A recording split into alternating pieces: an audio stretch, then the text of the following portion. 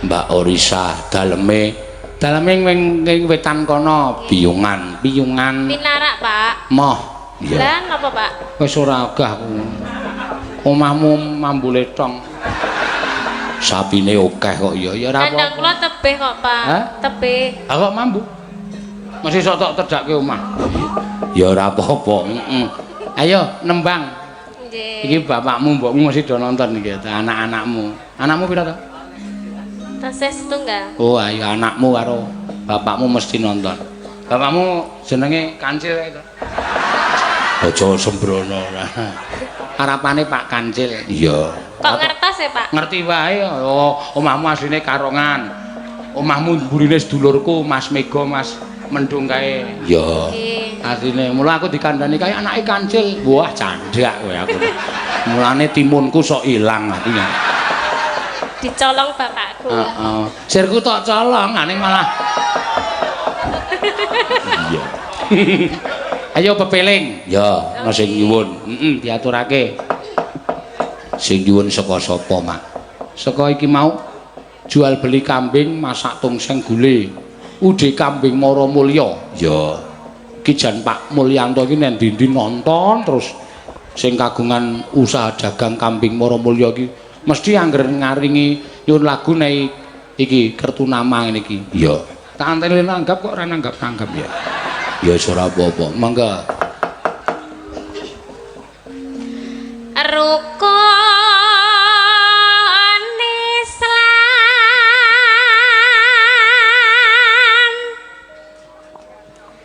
kang lima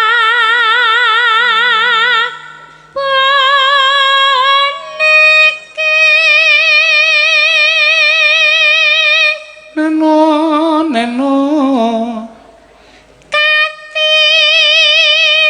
Dakna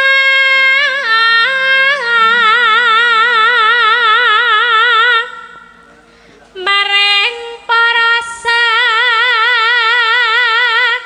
sama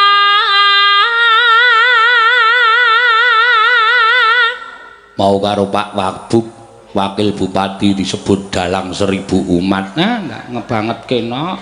Iya, ning ya matur nuwun disebut kaya ngono ya aku seneng. Iya.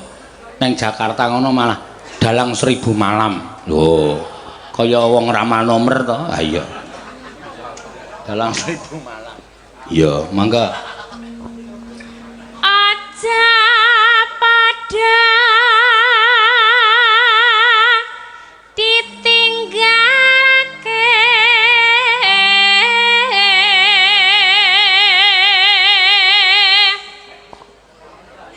rukun lima puniku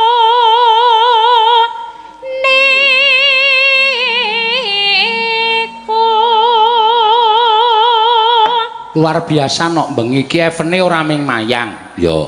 Ning digawe ana 2 event. Evene apa? Mancing. Lho. Mancing kok bengi-bengi. Mancing karo ngrungokke wayang. Oh iya to. Iki mula sing padha seneng mancing wis padha mangkat ning papan sing ditemtokke panitia. Oh iya. Dimulai jam 12 malam. Oh ngono ya, Mak. Matur suwun monggo terus. Sahadate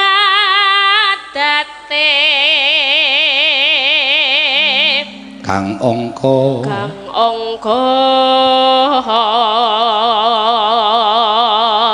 siji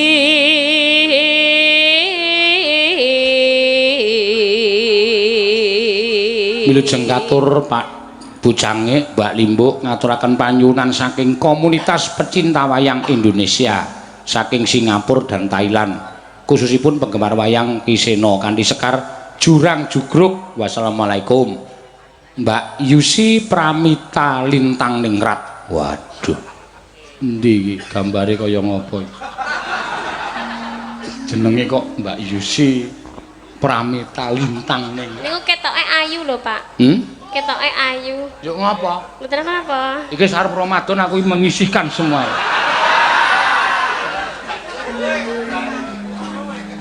Awar manekung tenan aku sesuk. Iya, ya syukur, Mak. Iya, lah esuk kapan nek ora saiki sok kapan? Mula para ulama nyebutake berbahagialah kamu ketika kamu bisa bertemu pada bulan Ramadan berikutnya. Ya. Nek saiki para kanca-kancaku ora ndang poso, ya. Sesuk kapan meneh? Ya nek sesuk isih ketemu Radon. Ya. Sing jeneng siji pesti loro jodoh telu tibaning wayu iki gumantung marang panguwasaning Gusti. Ngono ya, Mak. Titah mung sak derma nglakoni. Kalau masih ada kesempatan, kenapa tidur? Kenapa tidak? Kenapa tidak sekarang? Iya. Pancen bener. Yo, mulai sesuk mulai do anu sing tak tau poso-poso ki sing ya godho angel-angel kuwi do mulai poso. Pak Seno poso mboten? Insyaallah. Alhamdulillah, mugi-mugi nggih, Pak. Watona aku kae cangkeme Hendro Pleret kae. Ketara kok tebe jangan. Iya. Ya kudu kok ya. Iya. Matur suwun. Ya terus. Kang angka loro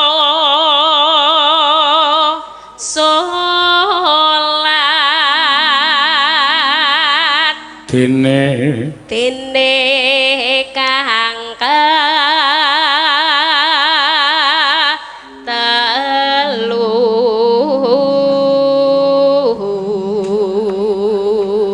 wis tak gawe tulisan kok aku wis gawe tulisan tak tempelke pager rumahku sesuk iya bagi wiyaga yang tidak poso dilarang datang di siang hari iya ngono ya Mak ndak kuwi anu sok ganggu enak iya anggere do teko poso Pak poso terus ludut ngene iki akhirnya ra yo nut ta ya aku biasane iki jane aku ki wonge apene sok keganggu penabuh-penabuh lho iya iya Mak terutama sing enong lho seneng ngono sing enong ki nggo sego dhewe ora ikan kuwi heeh padahal rantang gawa apa aja rantang isine apa sego jangan ora ono lawe we amrane ayo do goreng ayo aku dadi goreng ya melu ngicipi ta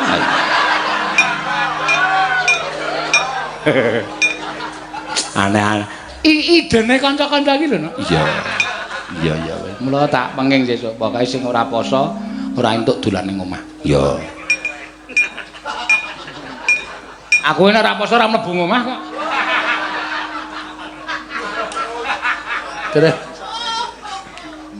Ramadan nindake poso ngono kapat ya kat ping 5 ibadah haji Sugeng dalu Bu Cangik Kebumen derek streaming rame-rame nyuwun tembang Kadung Tresno Mbak Tiwi. Wo Mbak Tiwi mboten tindak nembe badhe nglairaken. Yo. Sugeng dalu Pak nyuwun tulung punika dipun ucapaken Bela Sungkawa live. Oh iya, sapa Mak? Mas Egi Setiawan ki penggemar wayang saka nek ora kleru saka Madiun no. Iya. Wingi dek aku ning Madiun neng pinggir kotak ngono iki nyuwun foto bareng karo aku Pak pareng foto monggo Mas foto bareng lah kok dilalah kersaning Gusti kondur nonton wayang kecelakaan terus sedo wah innalillahi wa inna ilaihi rajiun matur sembah mugi-mugi diapura sedaya keluputane ya Nak ya pinampanaken ning swarga amin monggo rukun Islam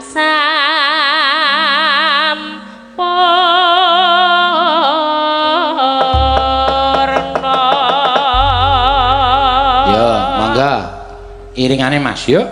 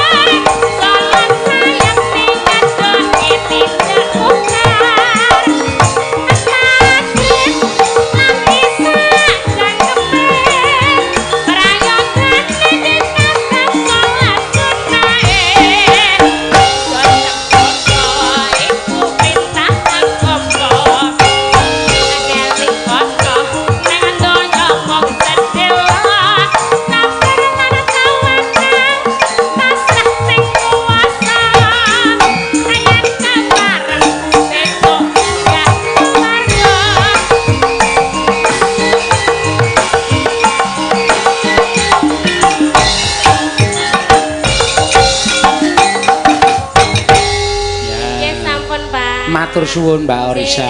Sami-sami.